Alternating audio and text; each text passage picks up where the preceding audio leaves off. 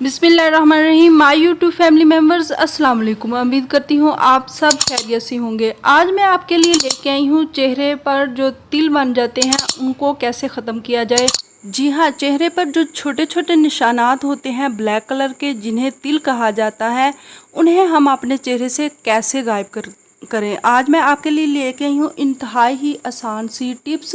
तो इससे पहले मैं अपनी टिप के बारे आगे बढ़ूँ, जल्दी से मेरे चैनल को लाइक और सब्सक्राइब कर दे और बढ़ते हैं अपनी टिप की तरफ, जो नहायत ही आसान है। आपने सिर्फ और सिर्फ लेना है एक चुटकी बेकिंग सोडा और उसमें चंद कतरे कस्टर्ड ऑयल के मिलाने हैं और इसे मिक्स करके अपने चेहरे पर जहाँ जहाँ तिल है वहाँ वहाँ लगा के सारी रात लगा रहने देना है और सुबह उठ के आपने अपने चेहरे को वॉश कर लेना है।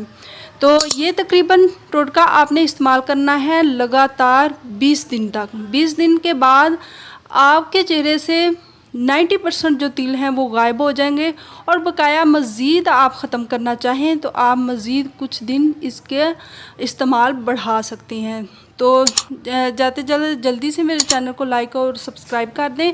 अगर मेरे चैनल पर नए आए हैं तो सब्सक्राइब ज़रूर कर दें, मेहरबानी होगी। So thanks for watching.